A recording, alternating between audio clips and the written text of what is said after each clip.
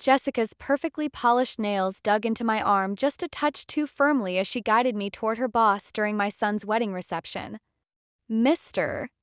Thompson," she called out, her tone dripping with honey, the voice she reserved for moments when she wanted to impress. "I'd love for you to meet my new mother-in-law. This is Dorothy. She's between jobs." That pause after "between jobs" lingered in the air like the bitter smell of cheap cigar smoke. And yet, it wasn't that awkward pause that sent my blood pressure skyrocketing. It was what followed, delivered with a smile sharp enough to cut glass. "Actually, she hasn't worked in a long while. Bit of a loser, really. If you're watching this, go ahead and subscribe and tell me in the comments where you're tuning in from." Let me rewind for a moment, because to understand why I was standing in that elegant hotel ballroom, dressed in my best outfit, while my brand new daughter-in-law casually insulted me to her boss, we need to go back 6 months. That's when Michael announced he was getting engaged to Jessica Parker. In hindsight, the warning signs were obvious, but love has a way of making us blind, especially when it's love for your child. Michael had met Jessica at some high-end corporate event. She worked for Thompson & Associates, a mid-sized marketing firm downtown. She liked to remind people that she was an account manager with a coveted corner office.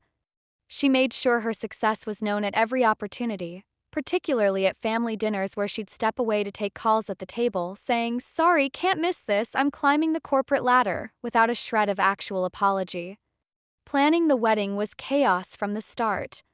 Jessica had strong opinions about everything: the flowers, the music, the guest list, and most of all, my role in the ceremony. "I think it would be better if Dorothy kept a low profile," she told Michael while I was standing right there. "She doesn't really understand professional networking." Professional networking. As if I hadn't spent 30 years building relationships in my own field.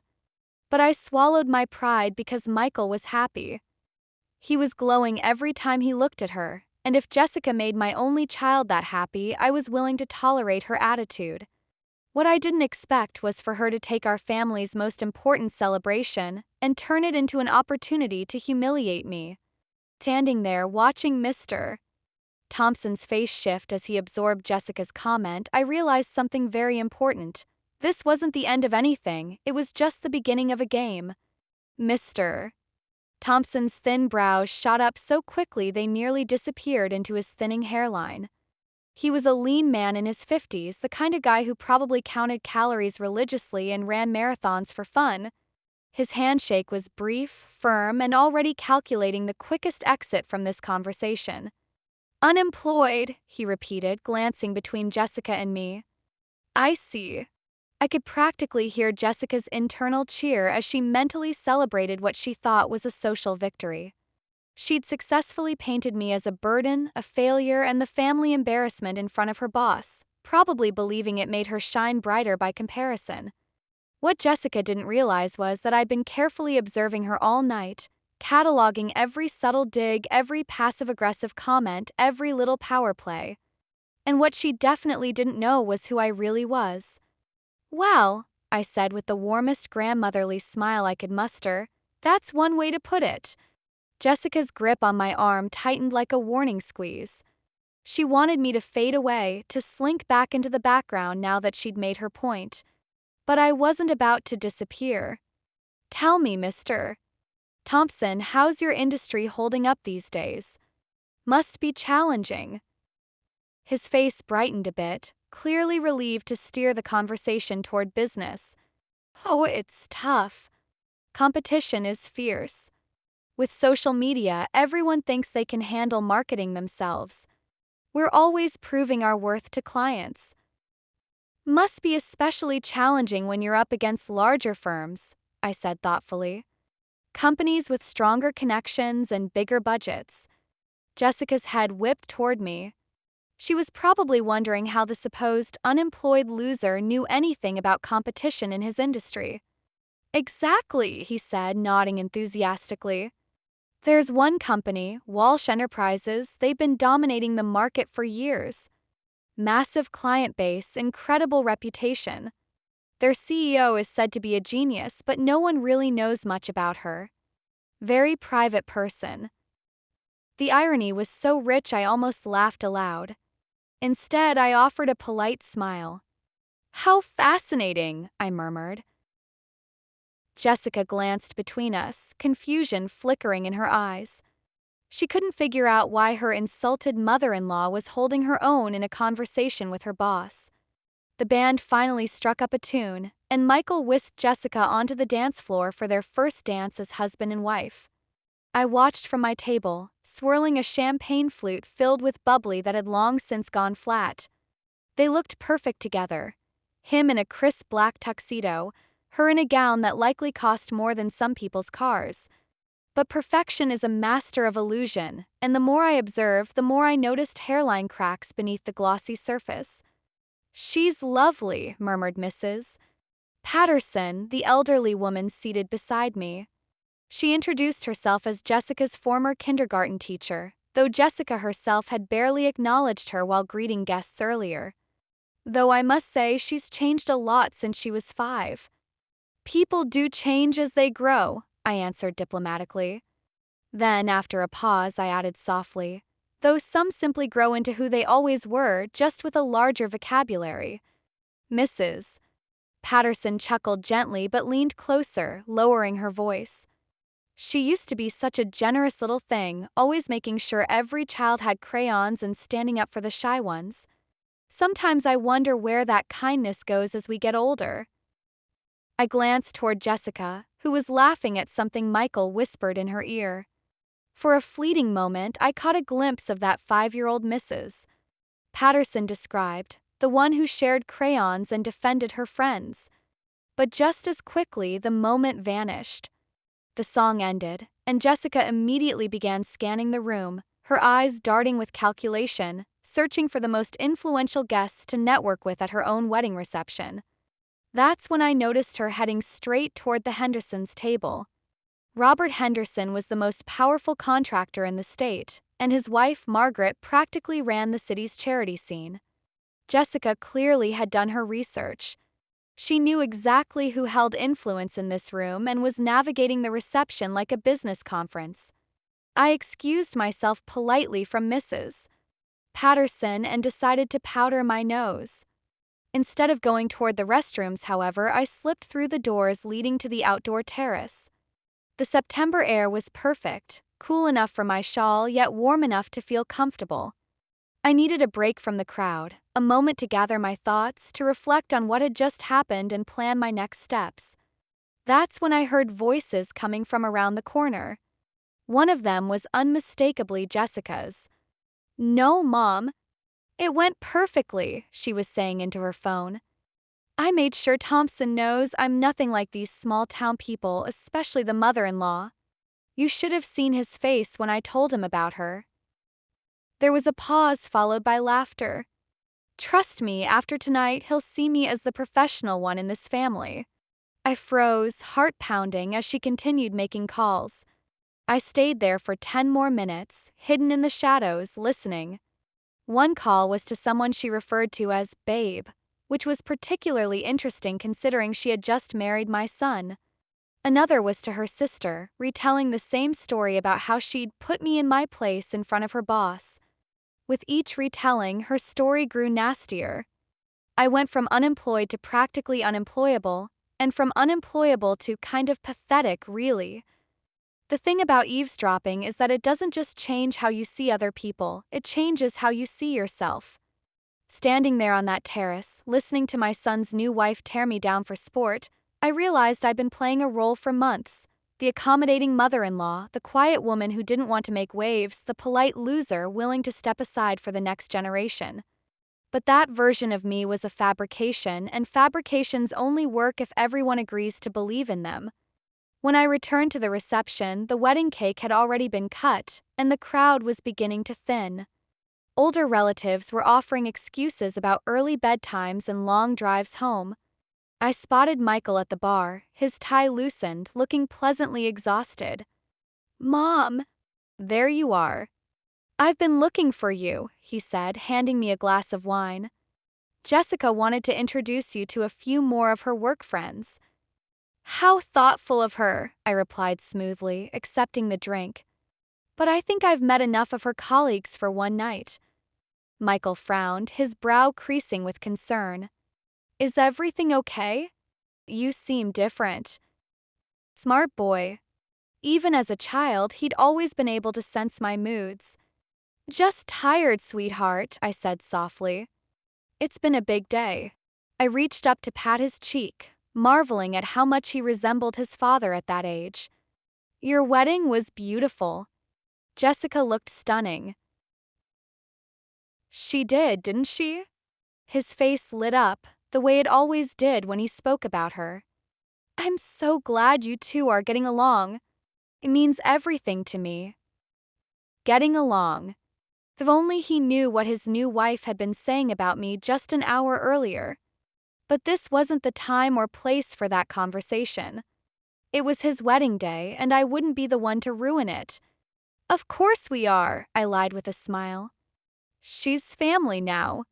And in that moment, it hit me like a lightning bolt. Jessica was family now, which meant she was my responsibility. And I've always taken my responsibilities very seriously. Monday morning after the wedding, I sat in my home office with my first cup of coffee and a legal pad crowded with bullet points. Jessica had made one critical mistake in her little performance at the reception. She assumed I was exactly what I looked like, a retired woman of a certain age with no live professional ties. But if 3 decades in business taught me anything, it's that assumptions are hazardous. I picked up the phone and dialed a number I knew by heart. Patricia, it's Dorothy Walsh. Hope you enjoyed your weekend off. Yes, the wedding was lovely, thank you. I let my tone sharpen just a hair. I need you to arrange a meeting with the Thompson account team for this afternoon. And Patricia, this stays confidential until I decide otherwise.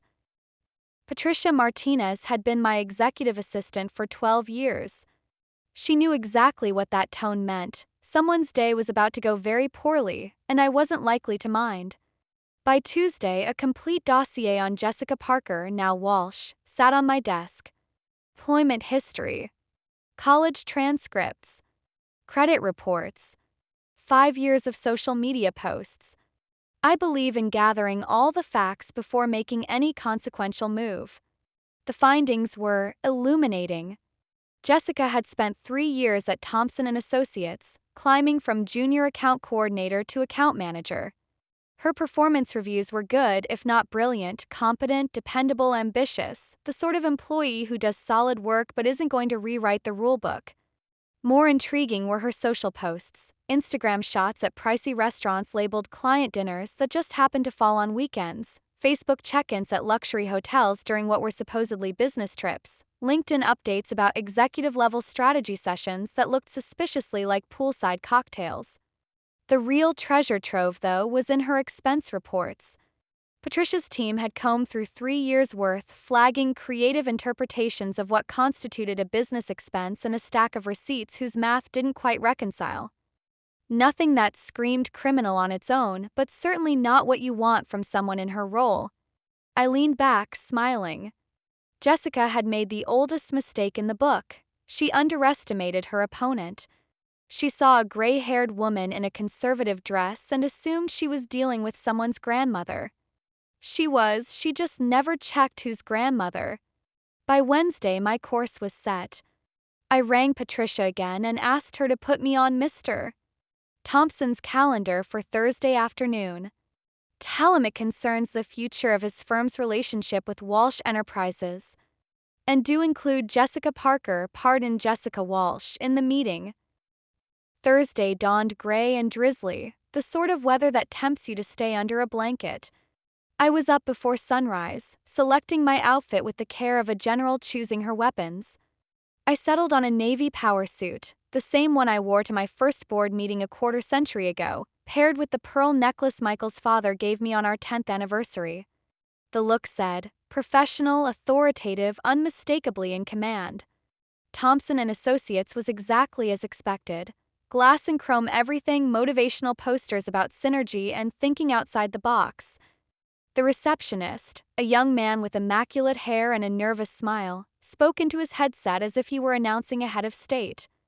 Miss Walsh is here for her appointment with Mr. Thompson. He turned back to me, beaming. He'll be right with you. Coffee? Water? Coffee. Black, I said, lowering myself into one of those aggressively modern chairs that seemed designed to discourage lingering. From the waiting area, I had a perfect view of the bullpen. There sat Jessica, typing furiously. She wore a sharp red blazer and a meticulously styled updo that probably took an hour in a can of hairspray. Professional Jessica, poised to impress. She hadn't seen me yet. Good. I wanted the element of surprise. At exactly 2 p.m. Mr. Thompson appeared, flanked by two executives I didn't recognize, and trailing behind them, Jessica. She stopped dead when her eyes landed on me, her face cycling through confusion, recognition, and was that panic? Mrs. Walsh, Mr. Thompson greeted me warmly, extending a hand. Thank you for coming. When your assistant called, we were thrilled at the prospect of working with Walsh Enterprises. Jessica had gone pale. She stared as though I'd just stepped through a wall. The pleasure is mine, I replied, shaking his hand. Though it's Ms. Walsh. And before we begin, there's something we need to address regarding one of your employees. Conference room fell so silent you could hear the HVAC. Jessica's complexion shifted from white to a queasy green. For a second, I wondered if she might faint.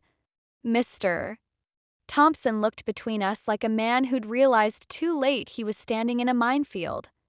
I'm sorry, he said carefully, but there may be some confusion. This is Jessica Walsh, one of our account managers. She was just married this past weekend. And you're Dorothy Walsh, I supplied pleasantly. Jessica's new mother-in-law, and the CEO of Walsh Enterprises. I let that sit for 3 beats before adding, the same Walsh Enterprises your firm has been courting for the last 18 months. Jessica made a strangled noise between a gasp and a whimper. The other 2 executives, likely here to help pitch us, stared as if I'd claimed to be from Mars. But at the wedding, Mr. Thompson began haltingly. Jessica said you were unemployed. She called you. He stopped himself, realizing he was about to quote his employee calling a potential client's CEO a loser. A loser, I finished helpfully. Yes, I remember. Delivered with gusto, in front of your colleagues and my family. I set a manila folder on the gleaming table. Which brings me to why I'm here. Jessica finally found her voice. Dorothy, I can explain. I was just wedding nerves. I didn't mean. But you did mean it, I said softly. You meant it enough to call your mother and brag about putting me in my place. Then your sister. Then someone you called babe, which is curious given you just married my son. Color drained from Mr. Thompson's face. He was grasping that this wasn't about bruised feelings. It was about his firm standing with a marquee prospect. Perhaps, I continued, opening the folder and fanning its contents across the table, we should review Jessica's performance as an employee before discussing Walsh Enterprises' needs. Papers whispered against wood, expense reports, receipts, performance notes, social screenshots. 3 years of Jessica's professional footprint laid bare. Mr. Thompson's eyes widened as he skimmed. These are internal documents. How did you? Due diligence, I said simply. When someone publicly humiliates me, I like to know who I'm dealing with. What I found was instructive. I tapped a restaurant receipt. Last March, booked as a client dinner. Reservation records indicate it was her birthday party with 8 college friends. Jessica's hands trembled. There must be some mistake. I slid over another sheet. Miami last June. Billed as a conference. Odd, given the Instagram photos the same weekend. Poolside bikini shots, no keynote badges in sight. One of the executives, a sharp-eyed woman in her 40s, leaned in. Are you alleging that Jessica falsified expense reports? I'm not alleging anything, I replied evenly. I'm presenting facts. You can draw your own conclusions. I produced a printout. LinkedIn last week. Senior management and key decision maker at Thompson and Associates. An ambitious inflation for an account manager, wouldn't you say? Mr. Thompson was visibly sweating now. He'd clearly never audited her online persona. What he was seeing didn't flatter her judgment or honesty. I closed the folder with a soft snap. Now, Walsh Enterprises business needs. We're seeking a marketing partner for our expansion into the Southeast. The engagement is valued at roughly $12 million over 3 years. The room went still. $12 million might well rival Thompson and Associates' annual revenue. $12 million, Mr. Thompson repeated faintly, looking like a man offered both a lifeline and a noose. Of course, I went on conversationally, we keep strict ethical standards. Firms with flexible internal practices tend to carry that flexibility into client work. I nodded toward the spread of documents. We can't afford to partner with organizations that don't share our values. Jessica shot to her feet, her chair screeching. This is absurd. You can't destroy my career over some silly misunderstanding at a wedding. I regarded her the way one studies something unfortunate on the bottom of a shoe. A silly misunderstanding? Jessica, you publicly demeaned me at my son's wedding and bragged about it. You've inflated titles, padded expenses, and appear to maintain relationships your new husband might find concerning. What relationships? She snapped, and instantly wished she hadn't. The babe you called after the reception, I said mildly. The one you told all about handling your mother-in-law. I'm sure Michael would be fascinated. Mr. Thompson cleared his throat, desperate to regain control. Perhaps we should take a short recess to process. No need, I said, rising and collecting my papers. We're finished. Mr. Thompson, you have decisions to make about your employee and your firm's future. I'll be in touch next week regarding whether Walsh Enterprises proceeds with this partnership. The door I turned back. Oh, and Jessica? You might want to update your LinkedIn. I suspect your job description is about to become far more accurate. That evening, around 7:30 p.m., I was sitting on my back patio, enjoying a well-earned glass of wine when my phone lit up with Michael's name. Even before I answered, I could almost feel the panic radiating through the screen. Mom, what the hell did you do? I took a slow sip of my wine and watched a bright red cardinal land on the bird feeder. Hello, darling. How was your first day back from the honeymoon? Don't hello, darling me, he snapped, his voice tight. Jessica came home in tears. She says you got her fired. I didn't fire anyone, I said evenly. I had a business meeting with her employer. A meeting where you showed up as the CEO of some company and ambushed her. Not some company, Michael, I replied, keeping my voice calm, though a simmering anger rose in my chest. Walsh Enterprises. The company I've been running for the last 15 years. Company that put you through college and law school. The one that bought your first car and helped with your first house. The silence on the other end of the line was deafening. Finally, Michael spoke, his voice subdued. You're the CEO of Walsh Enterprises. I have been since your father passed away, I said softly. I kept his name on the door because it was his dream too. But yes, I've been running it all this time. You never said anything. I mean, you never talked about your work. Because you never asked, I replied gently. And because I wanted you to succeed on your own merits, not because people knew you were my son. I paused deliberately. Something your wife might have benefited from learning before she called me a loser in front of her boss. Another stretch of silence. Then, in a small voice, she told me what she said at the wedding. She feels awful about it. I'm sure she does, I said. especially now that she knows who I am. Mom, please, he begged. She made a mistake, but she's my wife. Isn't there a way to fix this? That was the question I'd been dreading. 'Cause yes, I could fix it with one phone call. I could smooth things over, get Thompson and Associates to overlook her padded expense reports, her inflated LinkedIn claims, her questionable extracurricular communications. I could hand them the $12 million contract and pretend none of it happened. But that wouldn't protect my son. And it wouldn't teach Jessica a single thing.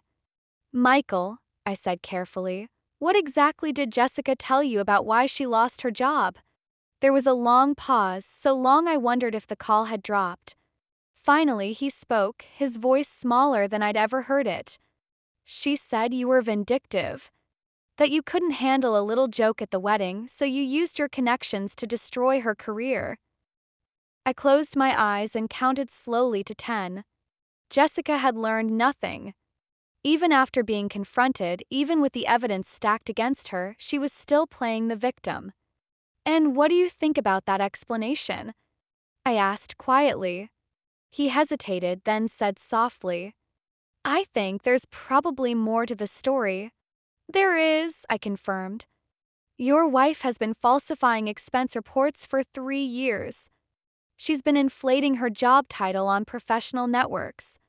And she's maintaining what appears to be a romantic relationship with someone she calls Babe. Someone she called immediately after our wedding to brag about how she handled me. The sound Michael made was somewhere between a groan and a gasp. That can't be true. I have documentation, I said firmly. Phone records, screenshots, expense reports. I didn't create evidence, sweetheart. I simply compiled what was already there. Why didn't you tell me all this before meeting with her boss? He asked, his voice breaking. That was the question I'd been hoping he wouldn't ask. Because the truth revealed something about me I wasn't proud of. Because I wanted to see if she'd come clean on her own, I said finally.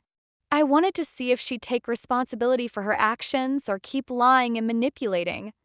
And Shalit. She did. Even when confronted with facts, she blamed everyone else. In the background, I could hear Jessica's shrill voice, sharp with indignation.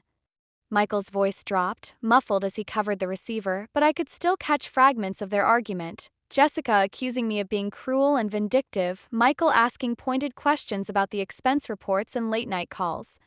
Jessica's voice grew louder, defensive, claiming things were taken out of context. When Michael came back on the line, his voice was different, older, heavier, tired. Mom, I need to ask you something, and I need you to be honest. Always. Did you plan this? Letting her embarrass herself at the wedding, investigating her background, setting up that meeting. Was this all orchestrated? I stared out at my garden, bathed in golden evening light. 3 decades of business had taught me that the most meaningful victories rarely come from direct confrontation. They come from preparation and patience. I didn't plan for your wife to call me a loser at your wedding, Michael, I said calmly.